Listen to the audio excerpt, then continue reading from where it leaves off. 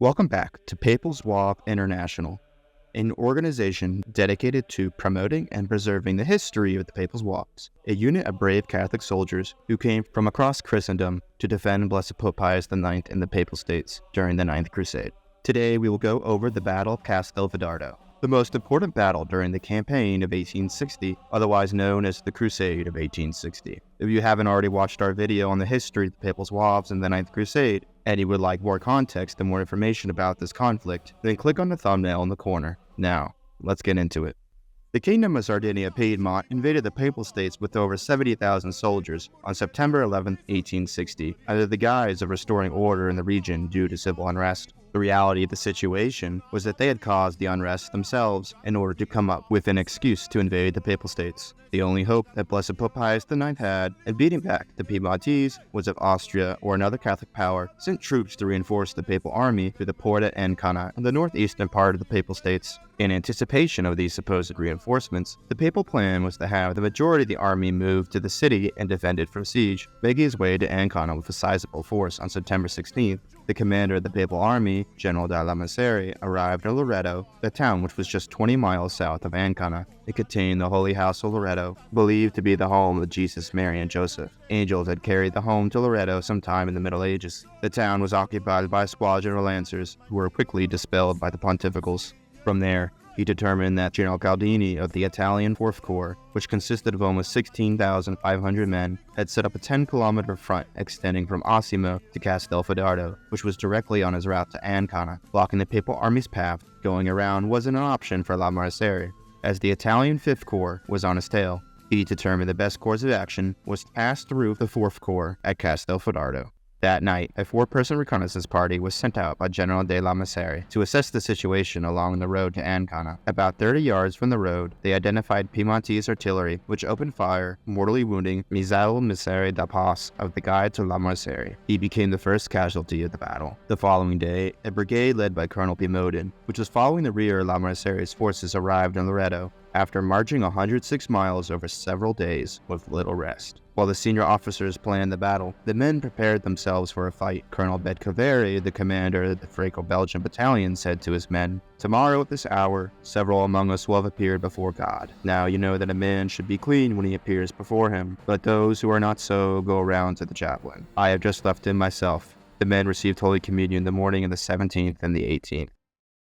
After consulting local inhabitants, Massacre found out that Caldini had not effectively covered a secondary road that led to Ancona. Believing that the Musane River, a river that separated Loreto and Castelfidardo, was too deep at the point, making it unfordable. However, it was fordable, and a plan was conceived to cross it. General Massacre's plan was a fix and bypass mission. He split a 1,600-man force into 3 columns. 2 would attempt to hold the enemy in place and slow down their advance by occupying the high ground on the opposite side of the Musane, allowing 1 column to maneuver around the enemy without engaging them. They would cross the Musane River, the river that separated Loreto and Castelfidardo, at 3 separate points. The left column, the first fixing force, commanded by Colonel Piedmont, would ford the right bank of the river and reach a collection of buildings known as the Lower Farm. From there, he would wheel left to face the Italians' left flank. Engaging them, he would continue uphill a few hundred meters to the Upper Farm, and from there move to the summit of the hill where there was a 3rd set of buildings. This would allow him to fix any Piedmontese forces from attacking the Papal left flank. This fight would be difficult, as large amounts of Piedmontese bersaglieri occupied the farm's wood lines, along with artillery batteries around the slopes. The center column, led by General de Massacre, would ford the river a few hundred meters downstream from Piedmont,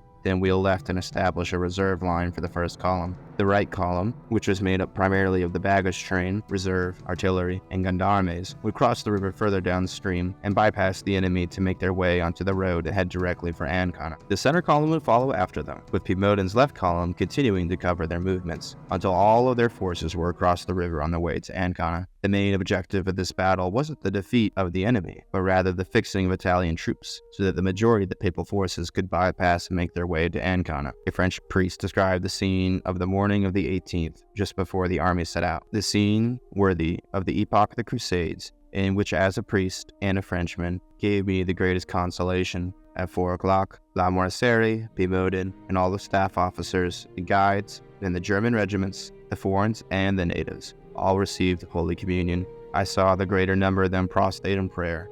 On the ramparts toward the north side of the plain, perceiving a movement among the enemy's troops, which seemed like a swarm of ants in the distance, the Franco-Belgians said to me, "Bless me, Monsieur l'Abbé, for we shall never meet again on earth."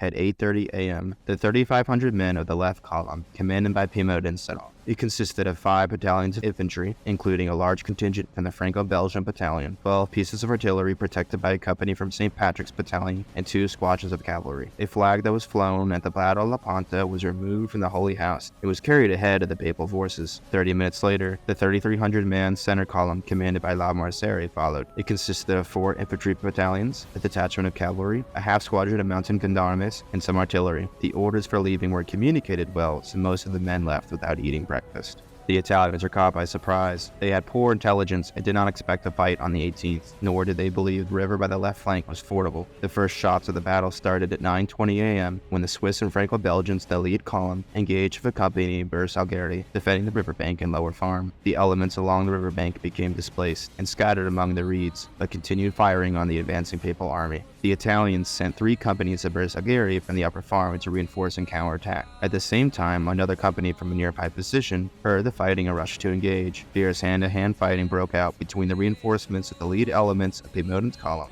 The Irish company that was in charge of moving artillery pieces was targeted while crossing the river, but managed to stave off the attack and kill a Bersaglieri officer. Overwhelmed, the Piedmontese withdrew to the lower and then the upper farm. There was a temporary halt in the papal advance when the Swiss foreign carbineers were accidentally fired upon by the 2nd Indigenous Cacciatori, an infantry unit consisting of local Romans. However, no fratricide resulted from the incident. The commander was relieved of duty and replaced on the spot by General Piedmont. The advance continued immediately afterwards. The Franco-Belgians fixed bayonets and charged towards the lower farm buildings, occupying them and seizing 100 prisoners. By 10:30 a.m., the Swiss and the Franco-Belgians had secured the lower farm. With his whole column now across the river, General Piedmont regrouped his forces. He set his artillery and established an assault line and reserve line. Meanwhile, the Italians sent an infantry regiment to reinforce the struggling Bersaglieri. After the lower farm was secured, Piedmont wanted to keep up the fast-paced tempo of the advance. He gave his troops only a few minutes rest while they reorganized and started their attack uphill towards the upper farm.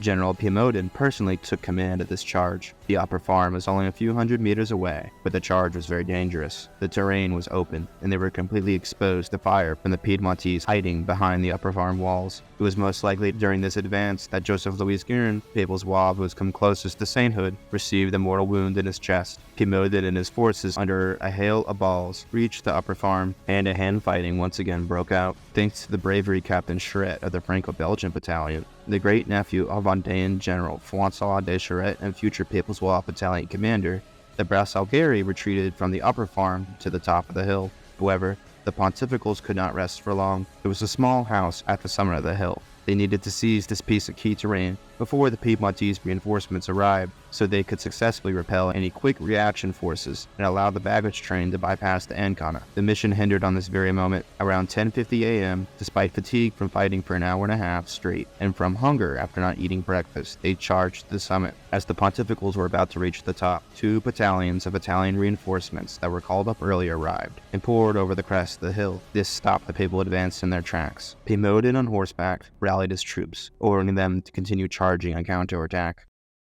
During this counterattack, Captain Charette encountered one of his former classmates from the military academy of Turin. Captain Tromboni, now in the Royal Army of Piedmont, was leading a company of Bersaglieri against the pontifical troops. Charette, upon encountering Tromboni, explained, "En garde," and called to his troops to stand fast. Soldiers from both sides briefly lowered their weapons and stopped fighting to witness a chivalric saber duel between former classmates. Tromboni was bested and fell bleeding profusely. Charette declared, "This man is my prisoner. Take him to an ambulance to care for him." He then turned to his company and in a loud and commanding voice bid his soldiers to advance.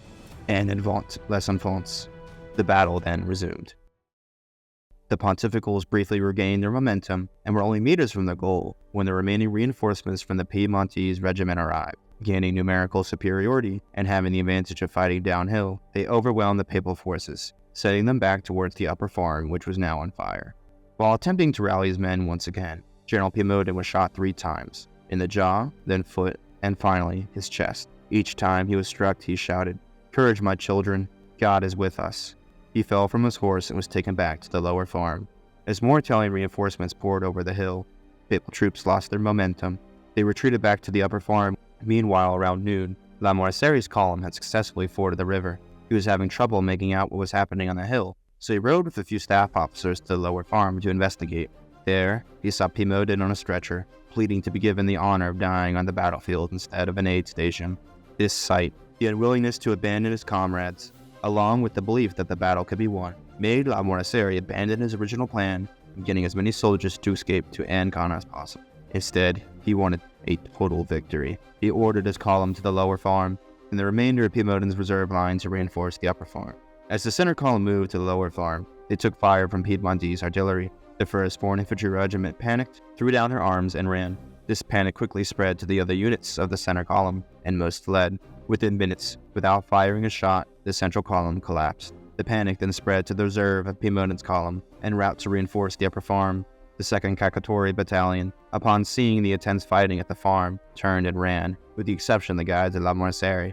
General de Lamoriciere and his senior officers attempted to rein in the panic, but to no avail. However, a battalion of Austrian bersaglieri from Piedmont's reserve remained steadfast as they maneuvered toward the upper farm, but it was not enough to push back the Piedmontese. Lamoriciere ordered a retreat back to the lower farm. The lower farm quickly developed into hand-to-hand combat. For a moment, despite other units fleeing, the Franco-Belgians and the newly arrived Austrian bersaglieri were able to stop the advance of the Piedmontese.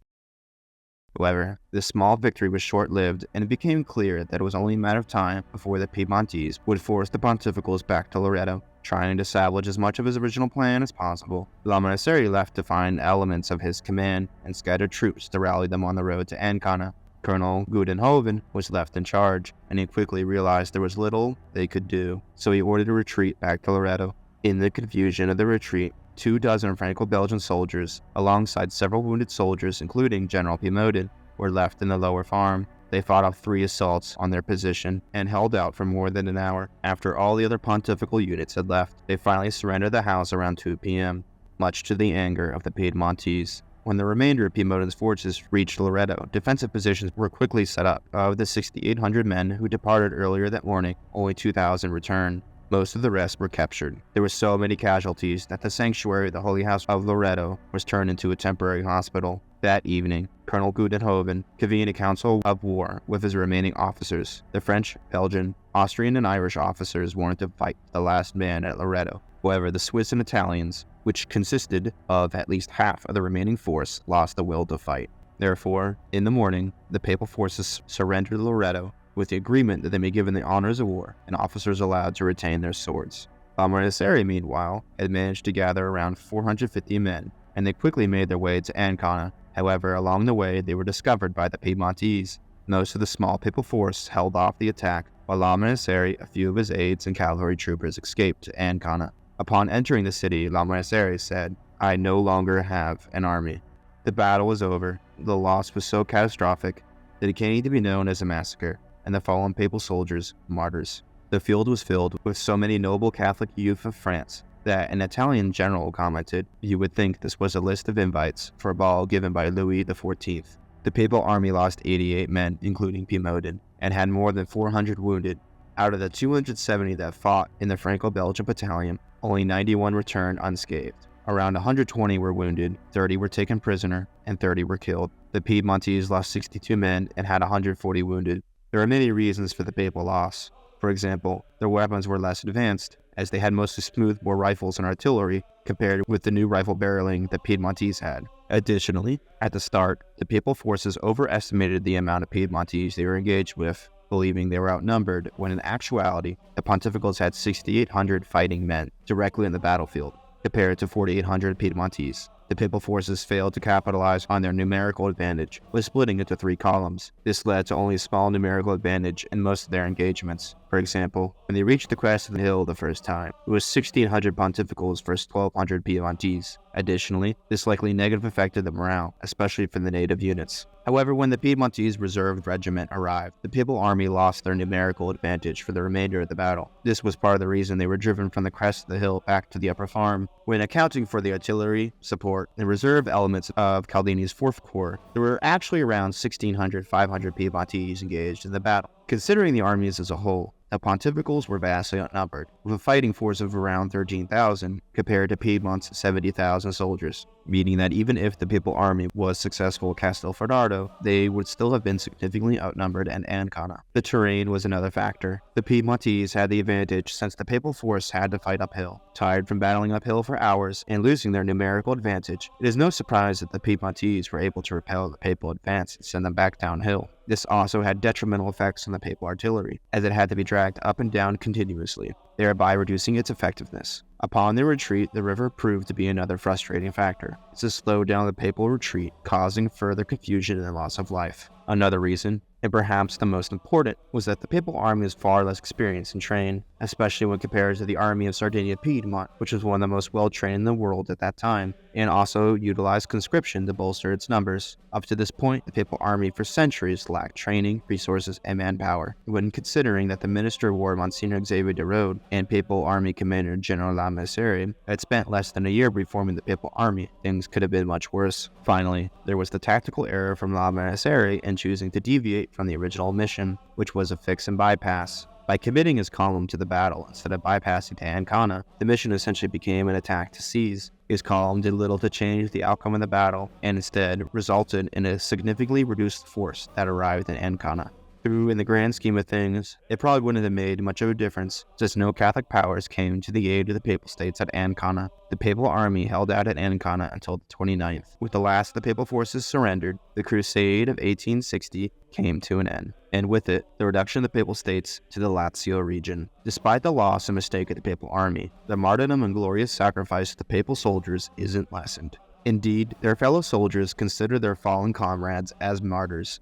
Their stories served as an inspiration for the papal army over the course of the next decade, as they continued to defend the papal states until the fall of Rome on September 20th, 1870. One of the soldiers even had a packet prepared by his diocese to champion his cause for sainthood. The story of Joseph Louis Guerin's martyrdom will be discussed in another video. After his death, 30 miraculous healings were attributed to his intercession. Blessed Pope Pius IX even placed a portrait of Guerin in the antechamber of his private chapel in Castel Gandolfo. It was under his invitation that the bishop and nuns began putting a packet together for Guerin in 1862. Unfortunately, beyond a packet, his cause was not pursued. He became a victim of the political climate at the time. Due to the precarious situation of the Papal States, some felt it was not appropriate to potentially anger Napoleon III by canonizing a papal soldier that embodied the values of royalism and monarchy. During this time, the Papal States relied on a garrison of French soldiers in Rome to dissuade the Piedmontese from trying another invasion. In 1925, his cause was reconsidered, but the political climate prevented the process from moving forward again,